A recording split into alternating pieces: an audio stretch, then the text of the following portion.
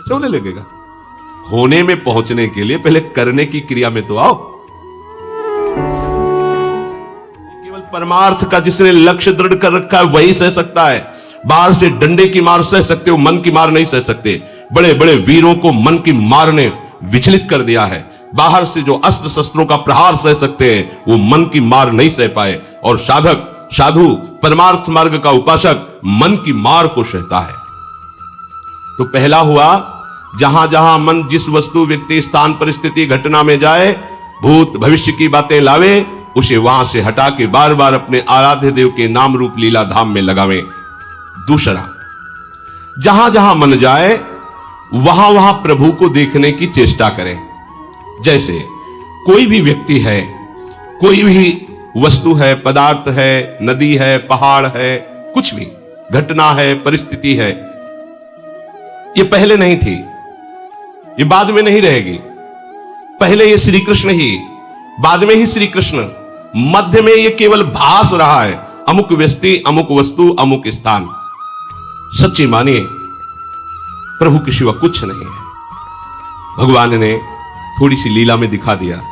ब्रह्मा जी ने जब बछड़ों का हरण किया, फिर सखाओं का हरण किया, तो प्रभु बछड़े बन गए। बछड़े, उनके गले की रस्सी भी, हाँ, उनकी खुर भी, सब प्रभु सखा बन गए। किसी की फटी कुर्ती, किसी का फटा जामा, किसी का अच्छा, प्रभु वो वस्त्र भी बने, छड़ी भी बने, छीका भी बने, जो जो जैसा जैसा वो प्रभु ही बने। और 1 वर्ष तक बछड़े और सखाओं के अनंत रूप धारण कर ब्रज में विचरते रहे, कोई नहीं जान पाया। बलराम जी जाने, क्योंकि भगवान के स्वरूप है। ऐसे ही जैसे हर बछड़ा, हर सखा, उनका हर वस्त्र, हर रस्सी, छीका, छड़ी साक्षात सच्चिदानंद श्री कृष्ण बने, ऐसे ही संपूर्ण सृष्टि साक्षात सच्चिदानंद श्री कृष्ण अब भी बने हुए है। मत्तः परतरम नान्यत किंचिदस्ति धनंजय, मेरे सिवा किंचन मात्र कुछ नहीं है हे अर्जुन, ऐसा समझो। तो पहले भी प्रभु भगवान उपदेश करते हैं, सृष्टि के पहले मैं ही मैं, सृष्टि के बाद जो शेष बचा वो मैं ही मैं, तो मध्य में मैं ही मैं हूं, ऐसा अनुभव करो, क्योंकि वही है।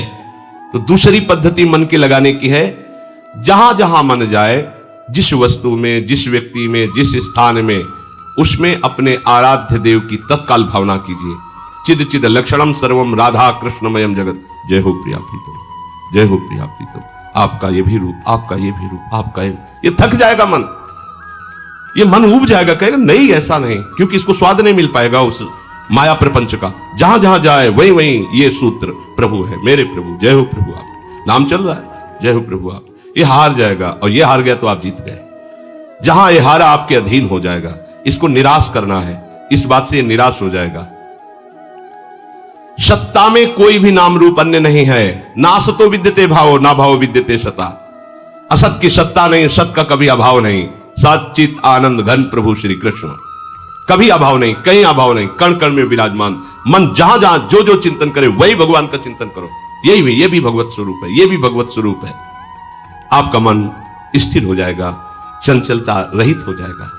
तीसरा, साधक जब आराध्य देव में मन लगाने का अभ्यास करता है तो उसे सांसारिक बातें याद आती हैं, इससे साधक घबराता है। जब मैं संसार का काम कर रहा था, व्यवहार का काम कर रहा था, तब तो इतनी गंदी बातें नहीं आती थी, इतना गंदा मन नहीं था।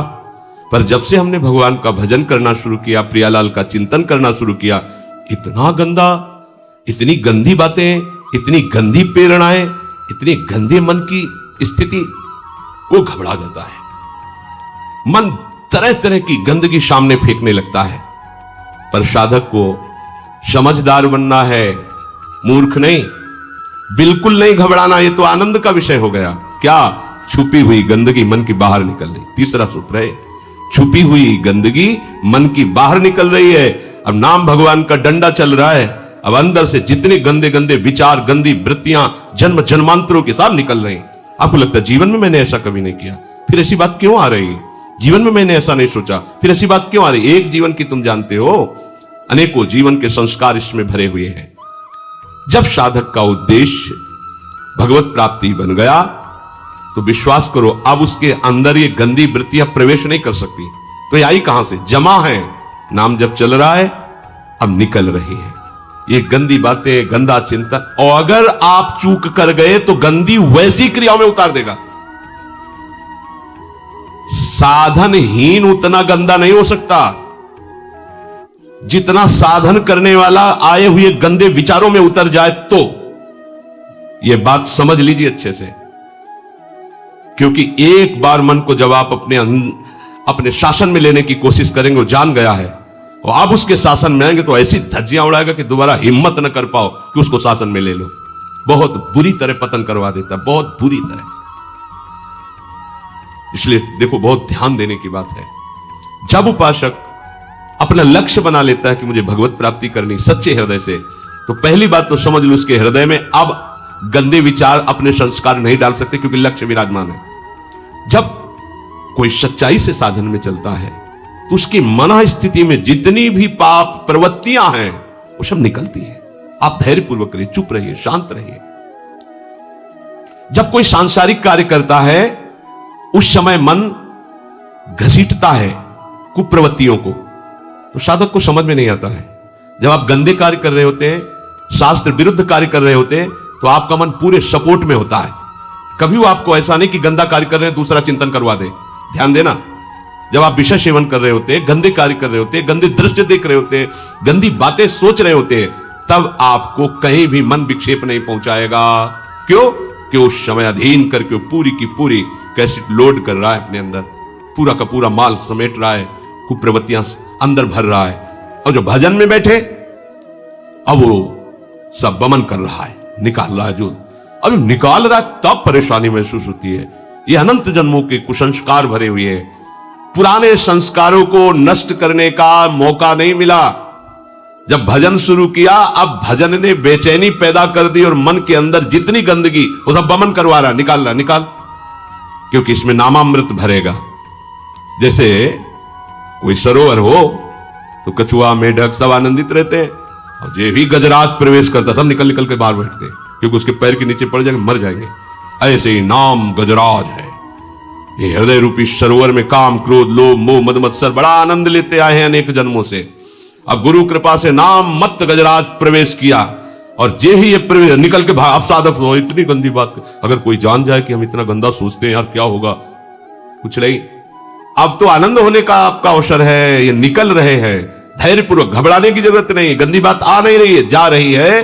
तीसरी बात समझो, बहुत धैर्यपूर्वक नाम में तन्मयता धारण करो, और जब करो, और जब बढ़ाओ, और समय बढ़ाओ, बहुत जल्दी मन निर्मल हो जाएगा, और निर्मल मन में ही भगवान का प्रकाश हो जाता है। चौथा, उपासक को प्रभु का चिंतन करने में कठिनता इसलिए जान पड़ती है कि उसने अपने को शरीर माना है और अपने सुख का हेतु संसार माना है। एक एक शब्द पर ध्यान दीजिए। अपने को शरीर माना है और अपने सुख का हेतु संसार माना है। इसलिए जो प्रभु का चिंतन करना चाहता है तो हमारा माना हुआ चिंतन प्रभु का चिंतन नहीं होने देता, क्योंकि हमने माना है मैं अपने को शरीर हूं, तो हमारा भोगों का चिंतन, विषय का चिंतन, शरीर का। कभी परिवार के जन उतने प्रिय नहीं लगे। जिस दिन भजन का लक्ष्य बनाया उसी दिन से रोना आने लगा अपने परिवार की याद करके। क्या हो रहा है? परिवार के बीच में रहकर उनको कभी प्यार नहीं किया, लेकिन एकांत रहकर जब प्यार प्रभु से करने चले तो ये क्या हो रहा है? बोले मोह ने अपना जाल फेंका। रो रहा है, दिखाई देता है। रो, एक दिन हुए उसको आए, वो मूर्छित हो रहा है। मम्मा, अपने अम्मा के लिए मूर्छित। ये कोई आश्चर्य कि मोह ने ये हर विकार अपने अस्त्र शस्त्र तैयार लिए खड़े। अच्छा, तो निकलना चाहता, फेंका मोह ने जाल। एक बार अपनी मम्मी को देख ले बस, ऐसा काल ने ऐसा रौंदा, एक बार के बाद वापस ही ले। ये ऐसा विवर है, ऐसी गुफा है माया की, जिसने प्रवेश कर गए वो वापस नहीं आया। पता नहीं क्या हो गया, अनंत जन्मों से भटकते ही रह गए और कभी वापस ले आ पाए। प्रभु के मार्ग में चलने वाले उपासक को बड़ा धैर्यवान होना चाहिए, समझना चाहिए कि मैं वही हूं। फिर ये वृत्ति क्यों आ गई, इतनी ममता क्यों आ रही है, इसका मतलब मुझे फंसाया जा रहा है। पर साधक समझ नहीं पाता। जब ध्रुव जी तन्मय होने लगे भगवत चिंतन में, तो आवाज आई, बेटा मेरी रक्षा करो, बेटा मेरी रक्षा करो। तो हल्की से आंख खुली, देखा यक्ष उनकी माता को जबरदस्ती लिए जा रहे हैं और उनकी माता कह रही, ये दृश्य देखा, बेटा मेरी रक्षा करो। तो उन्होंने विचार किया, महाराज पिताश्री उत्तानपाद के होते हुए हमारी माता का अपहरण यक्ष कैसे कर सकते हैं? और दूसरी बात, मैं भगवान की शरण में हूं तो मेरी माता असुरक्षित कैसे हो सकती है? इसका मतलब ये कोई माया जाल है जो मुझे मेरी निष्ठा से हटाने जा रहा है। नहीं, पुनः आंख मूंद ली और भगवत प्राप्ति की। कई तरह से माया आपको विचलित करने की चेष्टा करेगी, ये साधक नहीं समझ पाता। बहुत विचित्र है, बहुत विचित्र। अति सय प्रबल देव तव माया, बहुत प्रबल माया है। छूटे राम करो जब दाया। लेकिन तो समझे में नहीं आता कहां से हम फंस गए, फिसल के वही खड़े हो गए। संसार का चिंतन स्वतः होता है क्योंकि हम अपने को अभी तक संसार का माने रहे हैं। प्रभु हमारे हैं, अब ये इस जन्म में सत्संग के द्वारा बात समझ में आई है, तो अब आपको चिंतन करना पड़ेगा।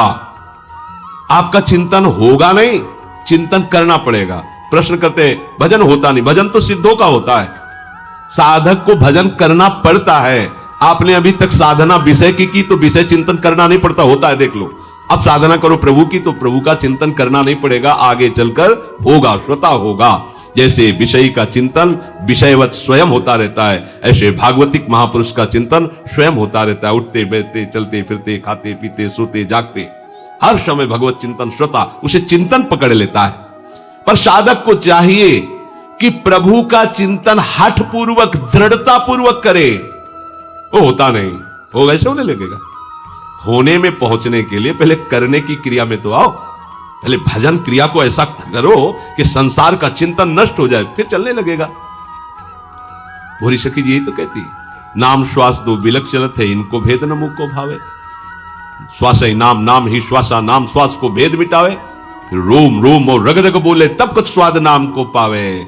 ऐसे नहीं, महापुरुषों को देखो हर समय विठल विठल विठल केशव विठल विठल विठल, कोई राम राम राम, कोई श्याम श्याम श्याम, राधा राधा राधा।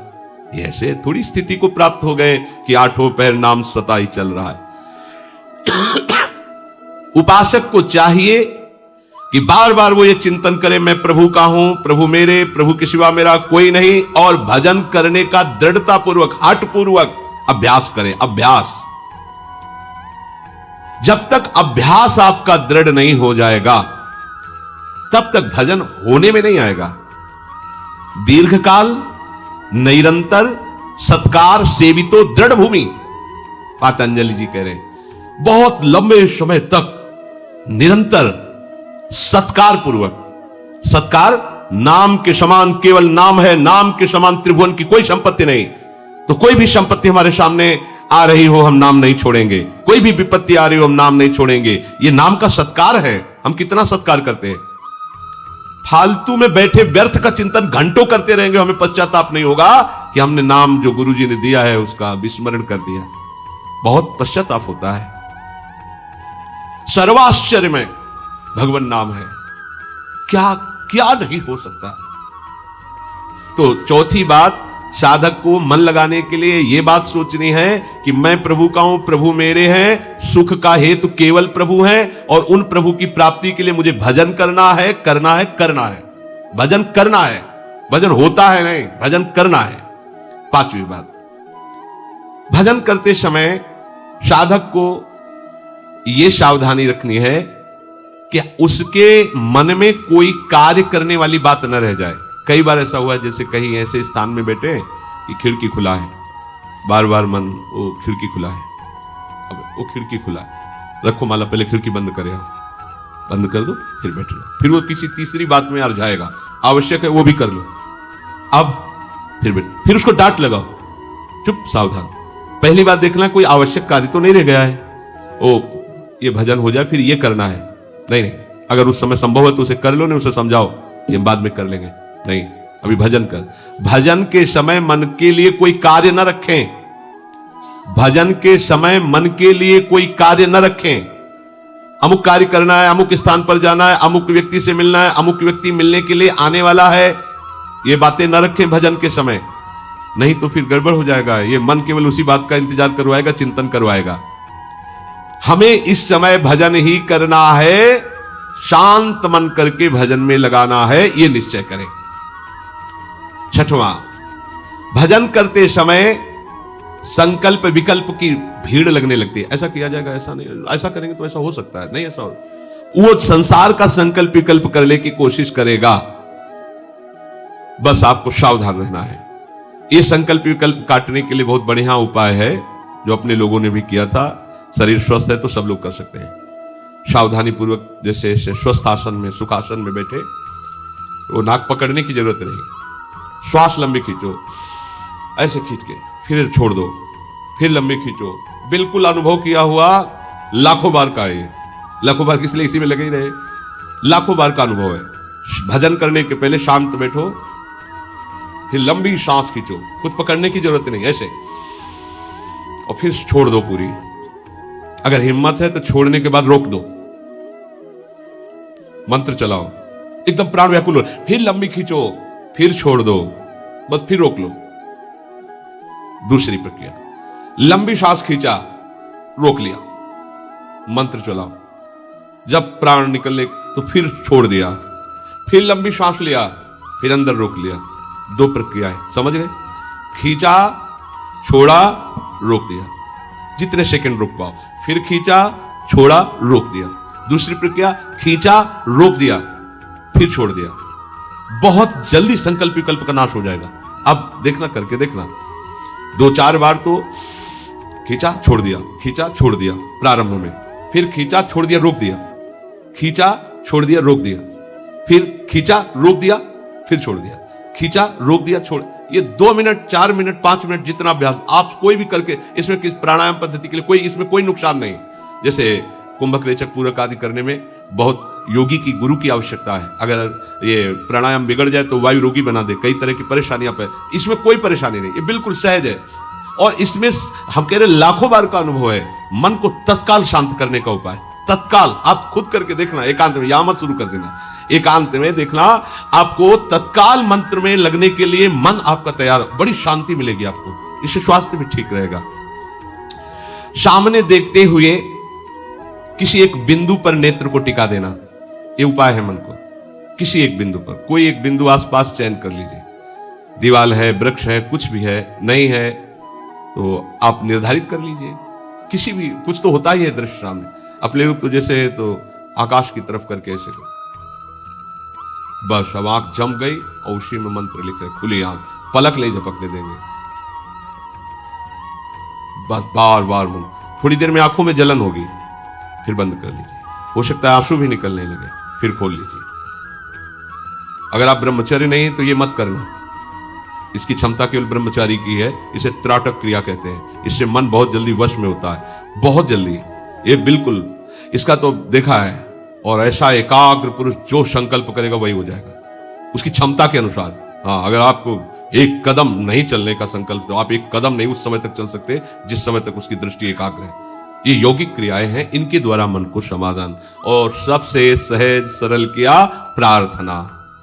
भजन करने के पहले आराध्य देव को प्रणाम करके उनसे प्रार्थना करनी चाहिए कि प्रभु आप मेरे को बल दीजिए, आपके बल से इस विषयी मन को मैं आपके नाम रूप लीला धाम में लगाऊं। जहां जहां मन जाए वहां वहां से हटा करके इसे प्रभु में लगाना, जहां जहां मन जाए वहां वहां प्रभु को देखना।